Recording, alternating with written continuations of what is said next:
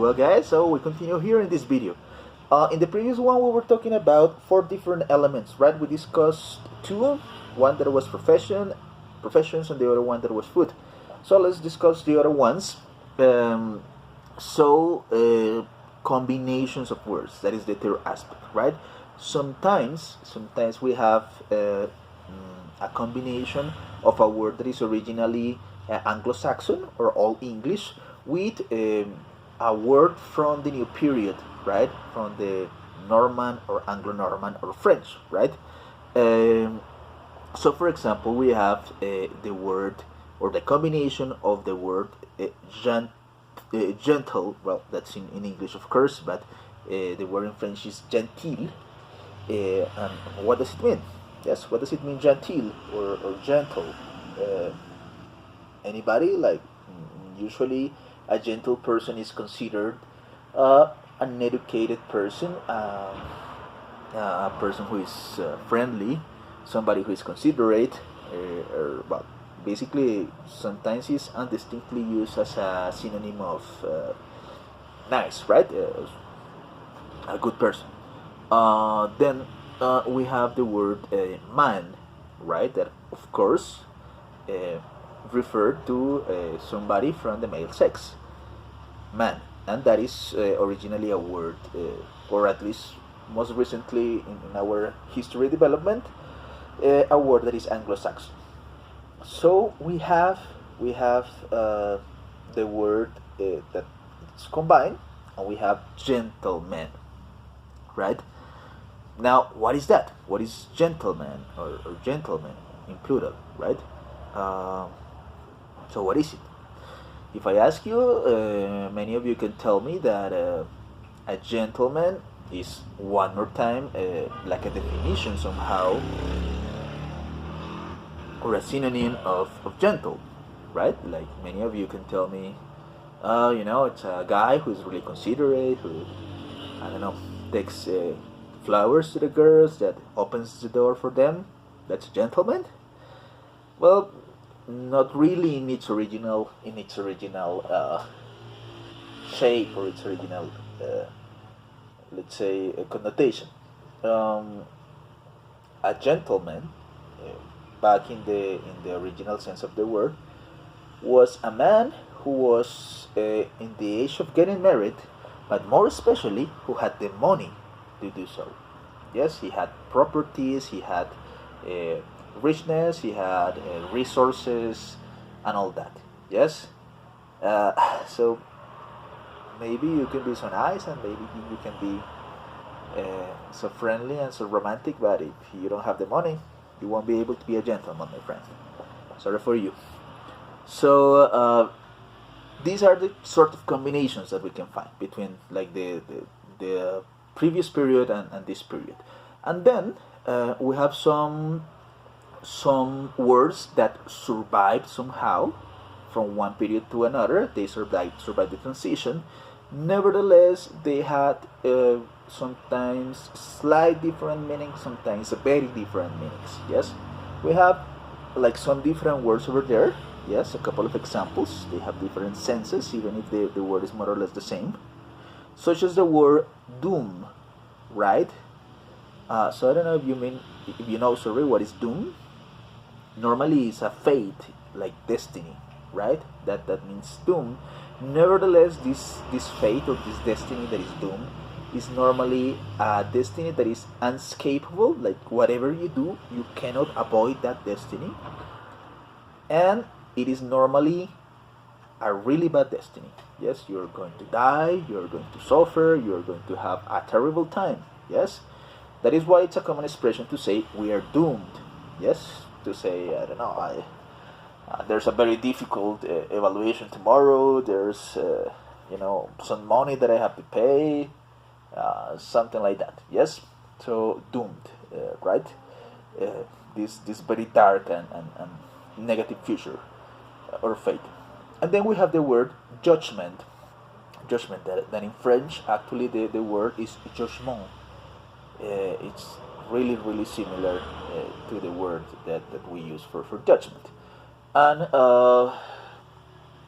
you may associate this to the final judgment that we expect in different religions. Now, like when God is going to judge your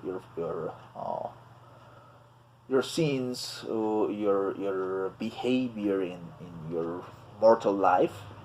So that may be the judgment, or also, of course, it can be associated to a mortal or more day-to-day exercise of justice. So somehow both words, even if they are different, of course, they don't really share a lot of similarities in terms of pronunciation, or even initials or something like that.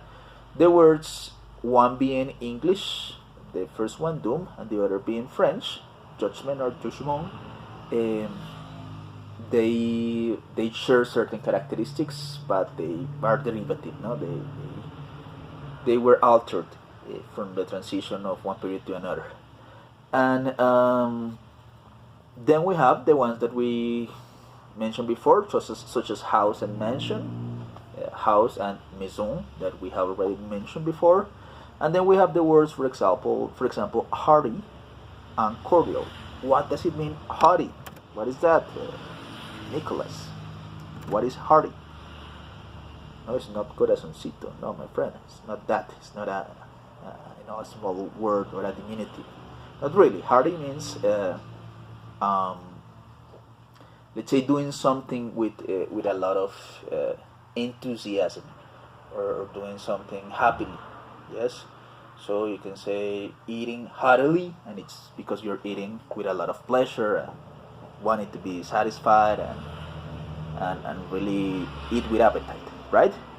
Different from the word cordial, right? Cordial comes from the word cœur, that is heart in French, right? Cœur, from the heart. You see, the roots are really, really similar in there. Nevertheless, this cordial, again, is something like similar to genteel, to friendly, to nice, right? We have all these different synonyms in here.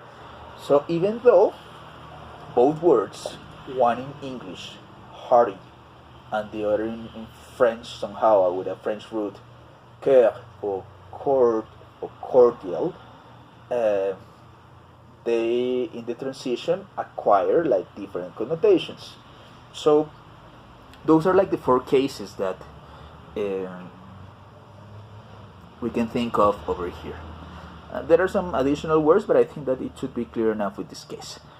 Now, let's say that there are a couple of things that happen over here in the next few years, and the question in here is why if everything was so successful, yes, if everything was organized, was somehow effective in terms of organization, in terms of royalty controlling people, the people taking advantage of the poor, population, that is not moral or good or positive, but it is effective, and it's difficult like to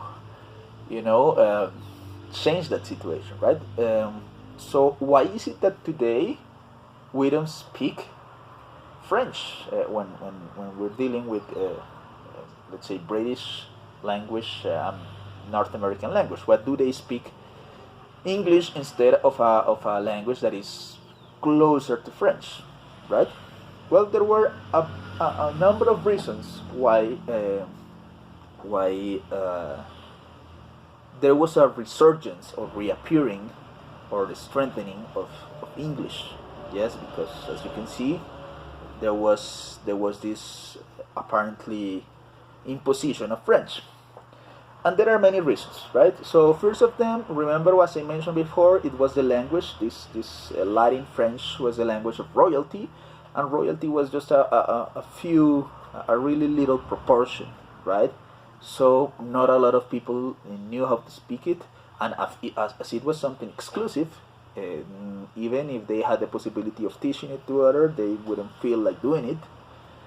And you know that everything that requires for a language to die is that nobody speaks that, right? So the lower the amount of speakers, the less possibilities of survival a language is going to have. So that is one thing. The other thing is that common people saw this French mixture as the language of the enemy, the language of the invader.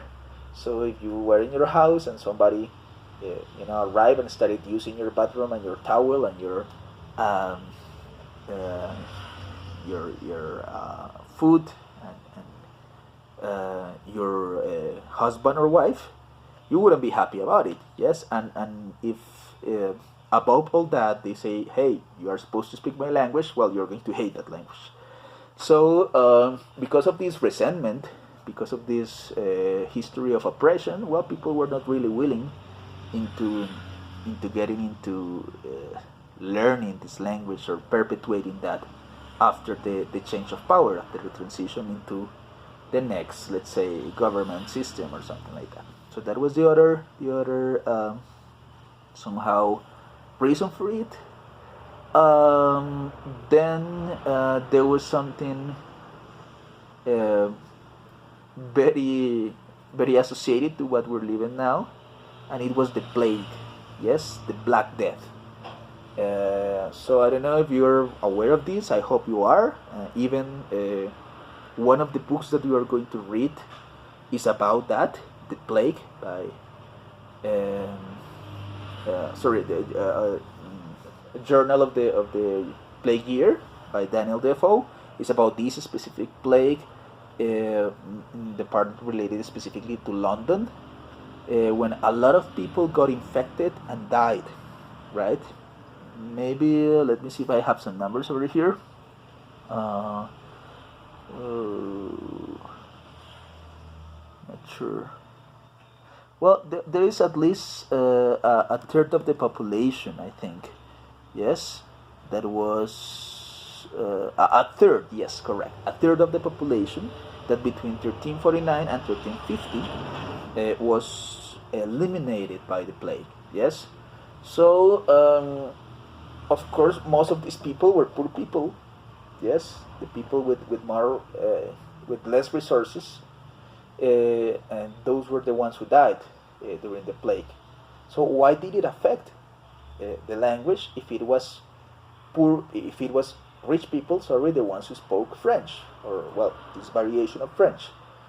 Well, the answer is somehow easy, and it is because the only ones who were somehow qualified to teach the language, among other things, but specifically of our interest, the language, were priests, right? Like religious peoples, sorry, frails, monks, and things like that. And sure, many of them, or some of them, stayed in their churches, in their luxurious apartments. Well, what could pass for apartments at the time, in their luxurious houses and refuges. But then, many of them tended the wounded, the sick, and the contagious, right? And this was a highly contagious disease, and many of those got the disease, got the Black Plague, and died.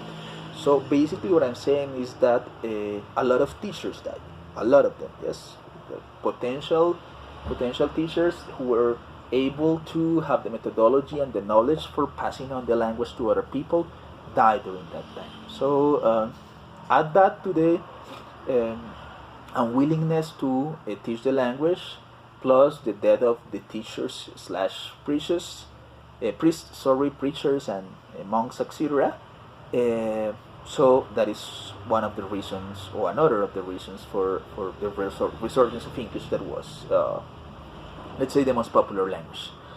And well, of course, there were like some other things, but finally, one that I consider that is really important is that the language started getting atrophied. Yes, so I mentioned in one of the previous videos that the original French or Norman that was established in France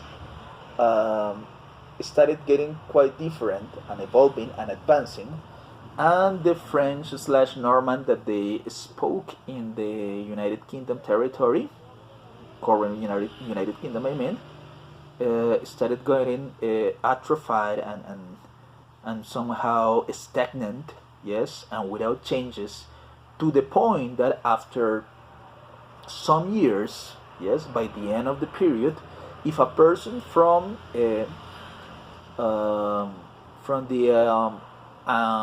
United Kingdom lands, from the Britannic islands or that territory, came to the original French territory, sometimes they got trouble understanding each other. Yes, like they were not able to communicate as effectively as if they were speaking the same language, because evidently they were not. Yes, their languages were different already. So that is why basically the language continued advancing, and that is what we will see in the next period. Okay. Well, we're going to finish by talking about two of the most representative authors, or let's say manifestations or manifestators of this period. So before we go into that, please tell me, Adriana, for example, right? Adriana Melendez, who was one of the most recognized authors of the Anglo-Saxon period. Yes, like one of the most important writers in that period. Yeah, you're completely right. I never mentioned that. Fine. And why is it? Because basically there was nobody. Remember that they didn't write. Maybe a couple of them did, and if they did, they wrote very short messages because of this difficulty that they have to use the runes. Remember? And then remember that we have all these oral traditions, so it was really difficult to determine who was the original author. It's like when you have all these stories, these fairy tales of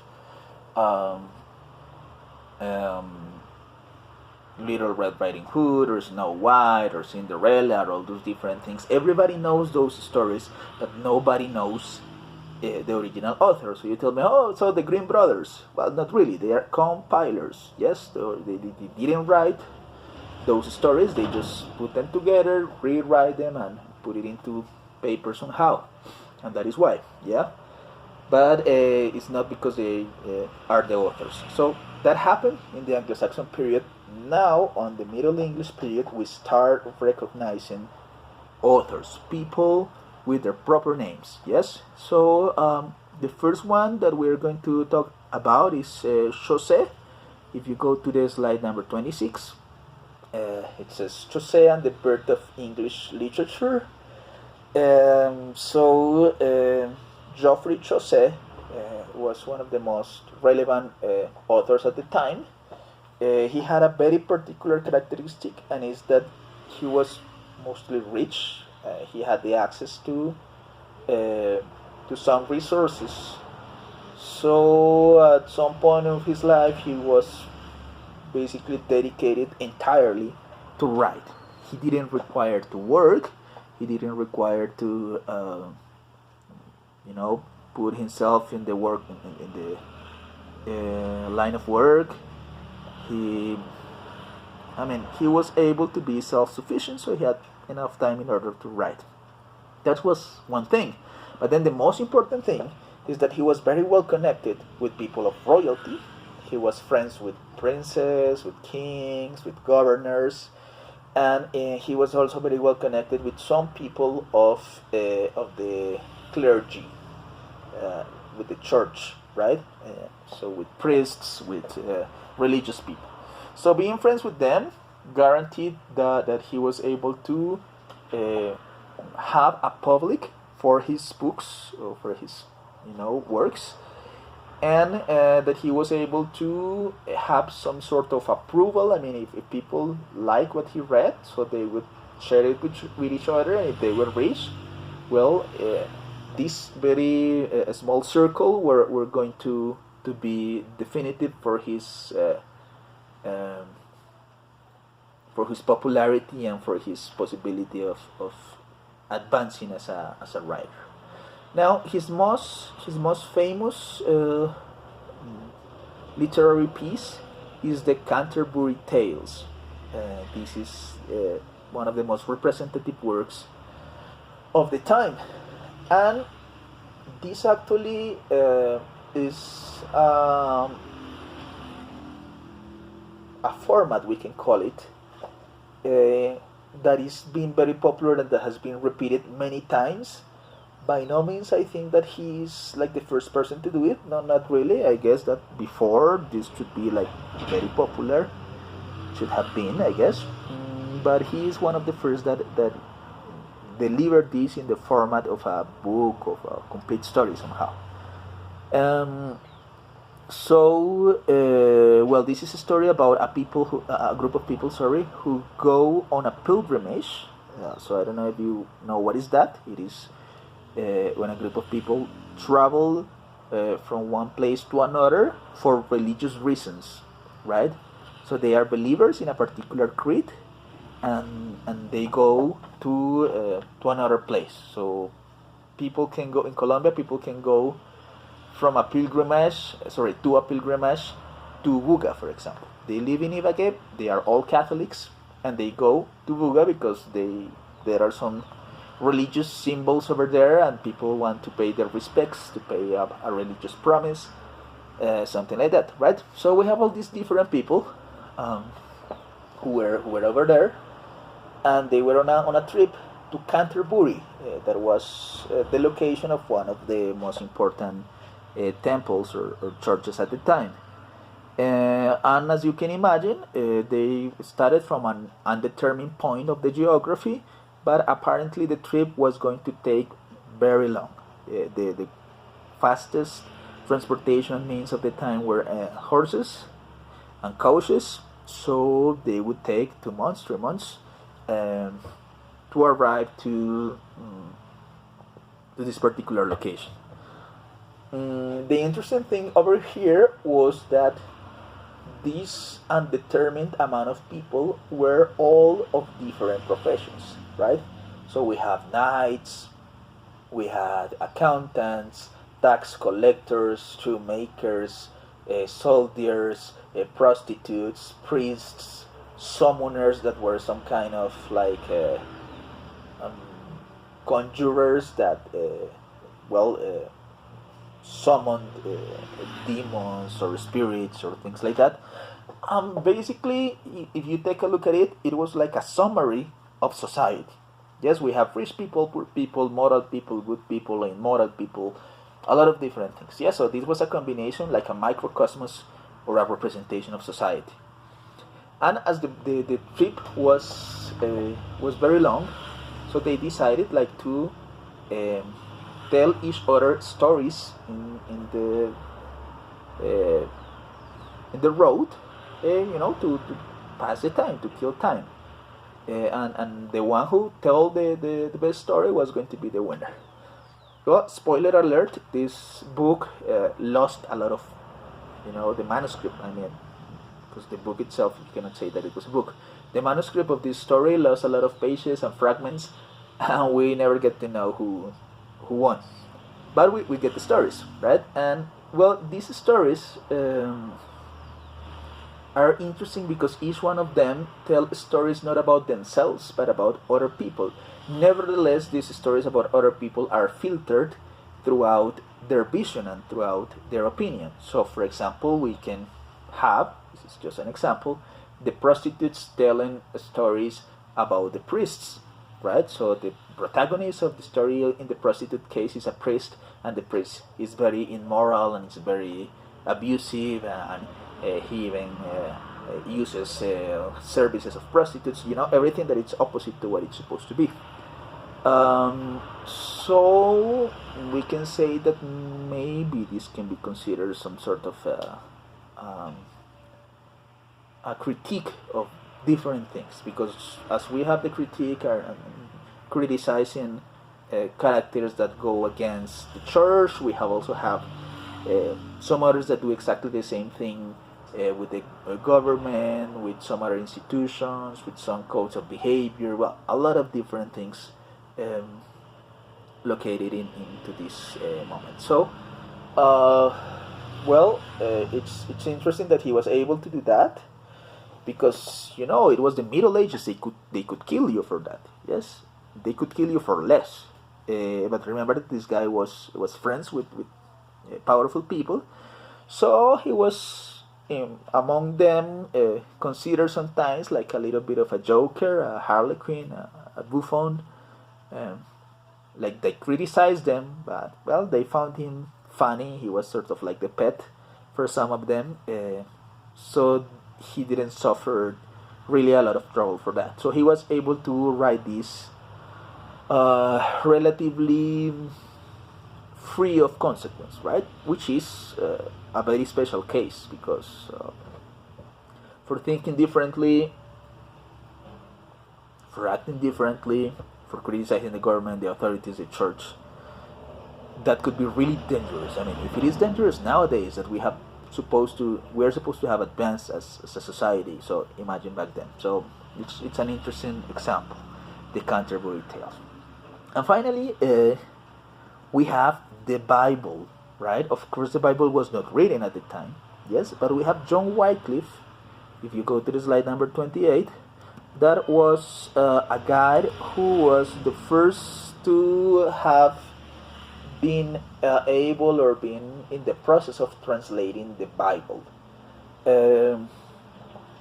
This was, of course, a scandal. I don't know if you have listened about some of the rituals of the church, but until very recently, probably if you ask your grandma or your grandpa, or otherwise, your great grandma, if he or she still lives, that the mass, yes, la misa, it was usually pronounced in Latin, yes, and the priest was giving the back to the people. Yes, they were not able to watch him in the eye. So there was this ritualistic thing in which the priest, gave the mass and pronounced words, and people didn't understand a single thing. Yes, because it was in Latin and they didn't speak Latin. So they only went over there, and that is why somehow, let's say that the mass has these ritualistic moments in which you get up and stand up and kneel down and look down or something like that, and it's like a little bit of a choreography, if you allow me. I say this not being disrespectful, no, but a little bit like that, because it was a repetition of things that people didn't really get at the time. Yes, that they didn't know about what the priest was saying, so they simply repeated some of the movements and things like that, right? So it was a scandal trying to translate that, especially because there were certain things that were supposed to be in the Bible, right? But that actually were not there. And it was only because of the power of the priests that they decided to say, yeah, this is there. Yes? So it was an interesting thing. Okay, I'm going to finish this particular part about the Bible in our next video. So keep that in mind over there, because I'm almost done with the time. And well, we will finish this part related to the Bible, and we will discuss something about the assignments for this week. So we're almost done over here. We will be finishing the next video, and we will talk about the assignments. Okay, thank you very much. See you.